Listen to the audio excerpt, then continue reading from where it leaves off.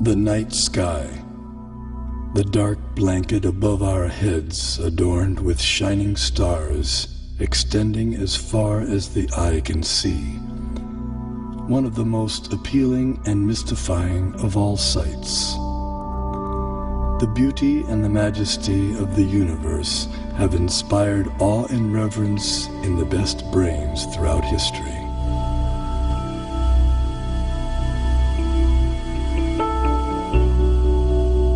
There is a perfect brain behind all the natural physical laws.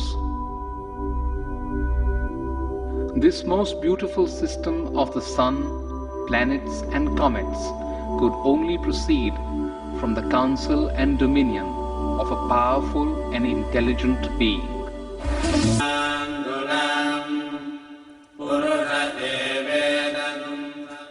A fundamental principle of Vedic cosmology is the existence of a dual reality, material and non-material.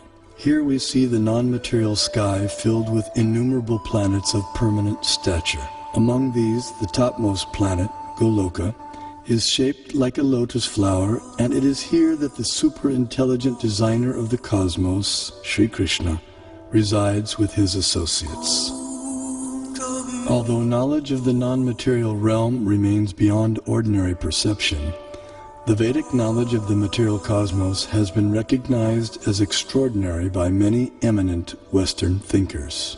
As in Hindu mythology, it is a continual dance of creation and destruction involving the whole cosmos, the basis of all existence and of all natural phenomena.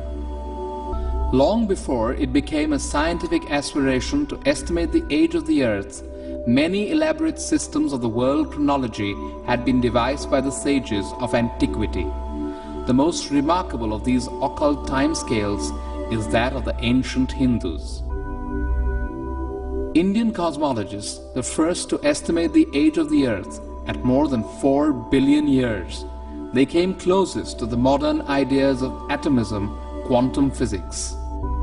To the philosophers of India, however, relativity is no new discovery, just as the concept of light years is no matter for astonishment to people used to thinking of time in millions of kalpas.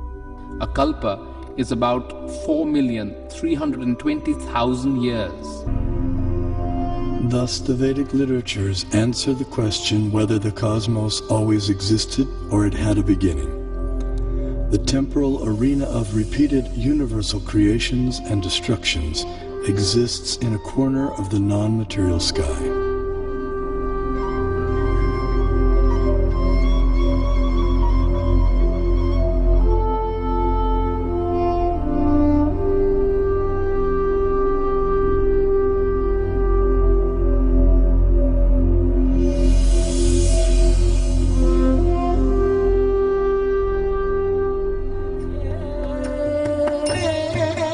This material nature, which is one of my energies, is working under my direction, O son of Kunti, producing all moving and non-moving beings.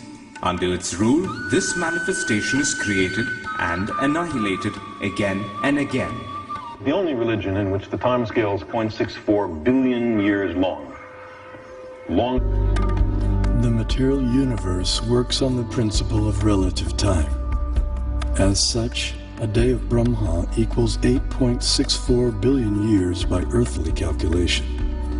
Since Brahma has passed half of his lifetime thus far, the age of our universe turns out to be approximately 155 trillion years. We behold a form of the super-intelligent being Vishnu, reclining in mystic slumber amid the causal ocean.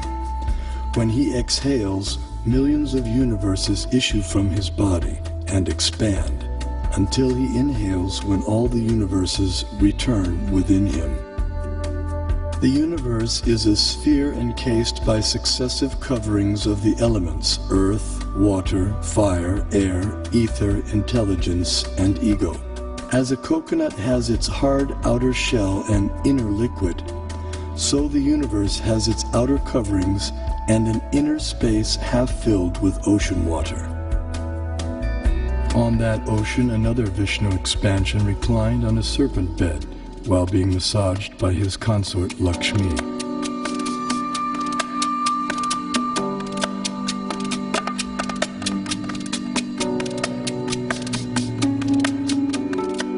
From his navel arose a lotus on which Brahma was born. Initially, the universe was pitch dark and Brahma engaged in meditation. Then he was empowered to create the universe. This account of creation may appear fantastic to some, but modern scientific theories also require fantastic leaps of faith to explain the origin of the universe.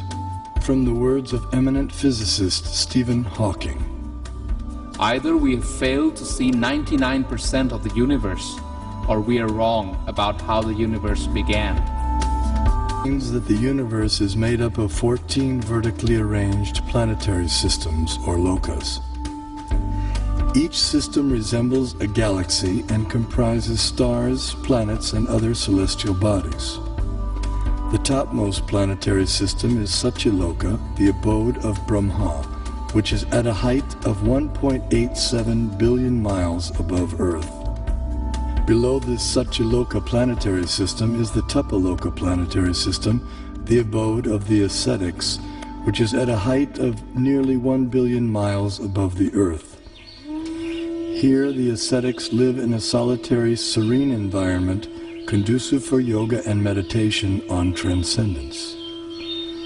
Their disciplined life of joyous austerity prepares them for returning back to the non-material world.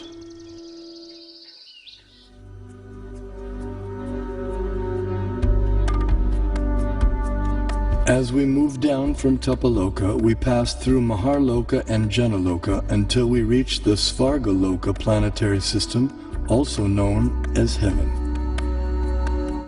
The alignment of heavenly bodies around the pole star was elucidated by Srila Prabhupada in a letter.